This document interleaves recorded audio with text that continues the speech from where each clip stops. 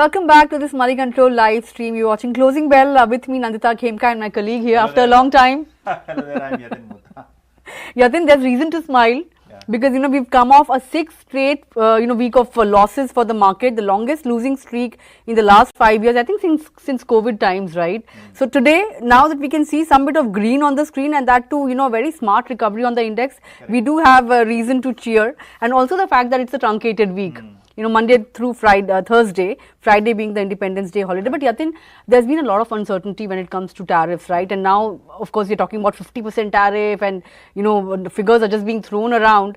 Markets also coming to terms with some of these figures. But we have the all-important meeting between Trump and Putin on Friday, which we will react to next Monday. But if there is a peace deal, if at all, that would be some bit of a breather for us as well, because we buy oil from Russia. Correct. That was the main pain point. So perhaps that additional 25% tariff will not come into effect.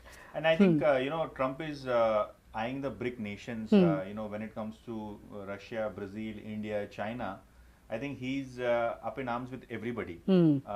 China obviously being the major one. Followed by Russia, India, and even his South American neighbor Brazil is not in good terms now. So I think with the Chinese tariffs getting normalization window, once again we have the chips which are starting to get exported from US to China, along with the Russian relationships which could improve once there is a ceasefire in Ukraine. I don't know if Trump is really interested in trade, but he's more interested on the Nobel Peace Prize with the stopping of Russia and Ukraine war. So I think a lot of geopolitics on play, and obviously it's Trump's ego also, so to say, which is at play. So let's see how really the Indian markets navigate these challenges. But yes, earnings season wise, things were better over the weekend. Monsoon data is fine. SBI's management commentary was strong post the numbers. Obviously that was the top gainer today. So yes, things are looking slightly stable back home. That's true, Yatin. Also the fact that although Tata Motors has posted, set of disappointing numbers, the commentary was fairly good, and the street is also fairly divided. A lot of brokerages are in favor of the stock, and they have retained their outperform call as well.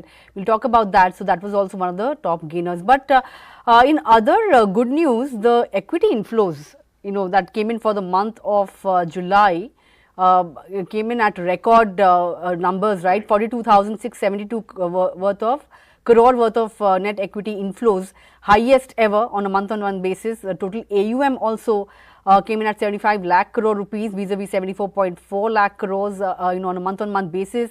Large cap funds saw inflows, but mid and small caps, they saw larger inflows compared to large caps. And that's something that of course the markets have taken heart from. We have of course come off slightly from the day's high, but 24,600 at one point in time I saw that figure flash on the screen as well. And SIP inflows continue to remain at record levels as well, 28,464 crore rupees worth of SIP inflows. And also the fact that sectoral funds and new fund offers have also seen very, very strong inflows. So investors have used volatility as a way to benefit rather than looking at redemptions. That's what these numbers tell us, and of course street clearly cheered that as well.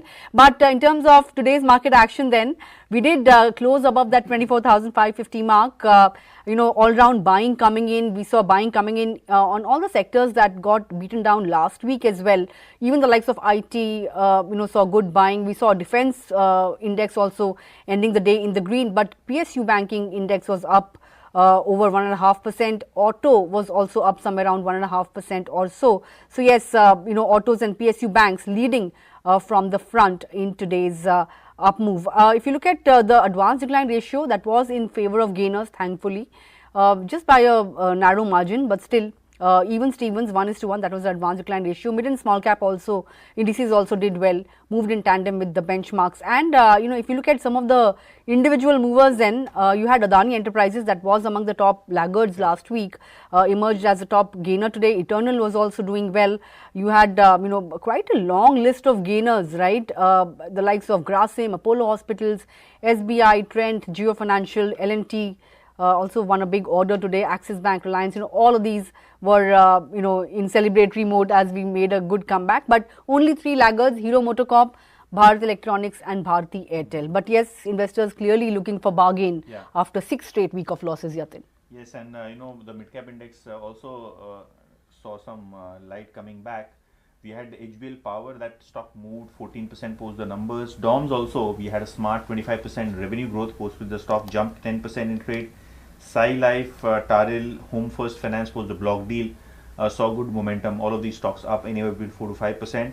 What was not doing well is PG Electroplast. We'll talk about this stock in detail, but yes, that stock was down 15%. One of the top FNO losers, Amber Enterprises, Schneider, PTCIL, all of these stocks are consolidating, 4 to 5% declines coming in there. But if you look at stocks like Paytm, Fortis, Delivery, the new age stocks, the recently listed companies are doing well, all of these at new 52-week highs. Okay, those were all the stocks that were doing well today. Some of these new age companies at ending with good gains.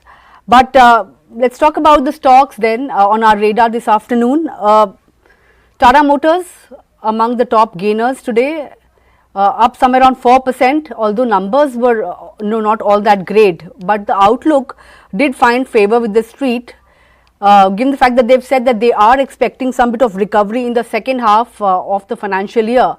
But if you look at the numbers, they saw weakness, volumes declined across businesses. So I think Nandita, we had the Tata Motors numbers wherein JLR clearly had slipped because we had the UK US trade deal talks which did not do well in Q1, and I think we had JLR which stopped the shipments to the US market. China was also slower.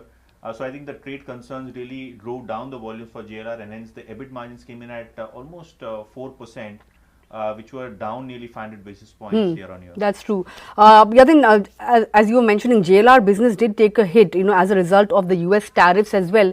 And let's not forget, China has imposed a 10% levy on luxury goods, and I think 54% of the market of JLR market came under pressure because of this tax. And if you look at the tariff impact, overall 4% impact on JLR's total sales as a result of the tariff. But if you look at the street verdict, it's fairly mixed. And you know what, one would have thought that Tata Motors will see some bit of losses in today's session, but that hasn't really happened. It did see good up move. In fact, if you look at CLSA, it has an outperform call. The target price is at 800 rupees. The stock, mind you, has seen quite a bit of a correction. It's lost 40% in the last 1 year. And but on a YTD basis, the stock has lost some around 16% or thereabouts. JLR EBIT margin, according to CLSA, is slightly above estimates, but it's down almost 485 basis points, over 4% on a quarter-on-quarter basis. Negative operating leverage, US tariffs, currency impact, and also, of course, the China, tax. Correct. These are some of the factors that drove, negative impact on earnings. The CV business EBITDA margin came in at 12.2%. According to CLSA, India PV business continues to see pressure as demand remains a pain point. The PV business margin was at 4%, down 180 basis points on a YY basis due to a decline in volumes.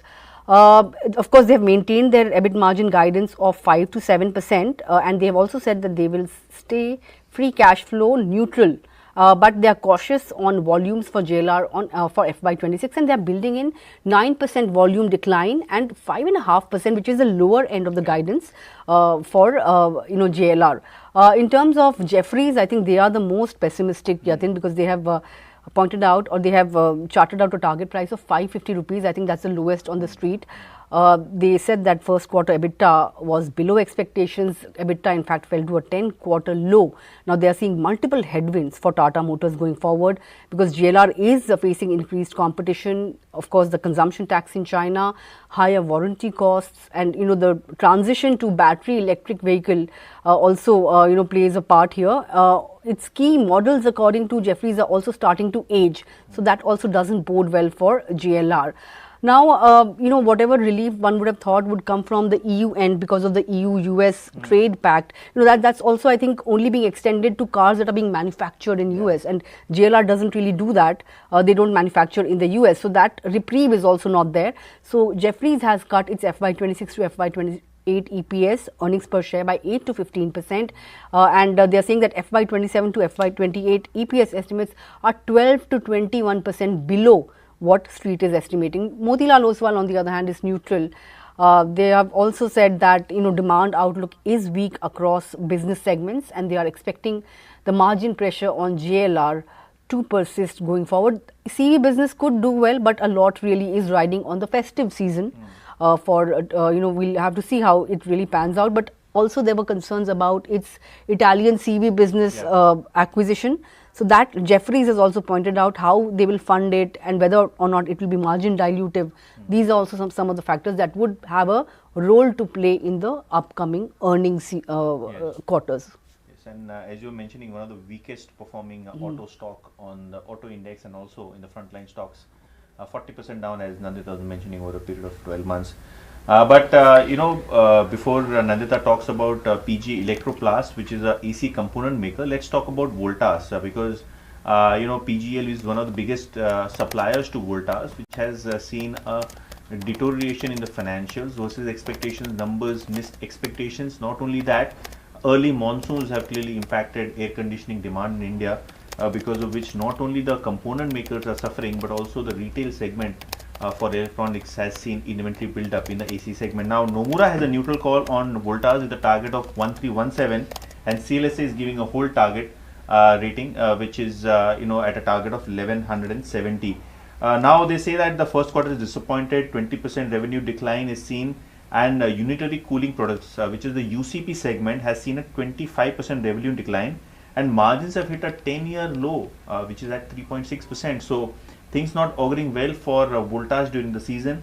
In fact, the room air conditioning segment growth, which is the RAC segment growth, has been cut by 5% by Nomura, and they're expecting that the UCP revenue growth will be much lower than what was anticipated earlier. So given the fact that the AC demand continues to remain weak, there is a lot of channel inventory, so it's not that we have AC sales which will recover very fast. Obviously, the hope is that the upcoming festive season or the upcoming summer season would take off the inventory and probably margins would stabilize. But that is a blue sky scenario.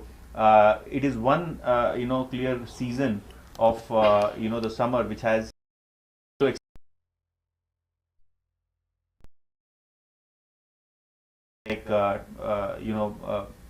Voltas or fan companies have seen a slower demand in the first quarter, despite there being a peak summer season, which is usually very good in many parts of India. That's true, and look at the shares of Voltas. This has also good summer demand to come to the rescue, but that didn't really happen. The stock, in fact, is down 30% on a year-to-date basis.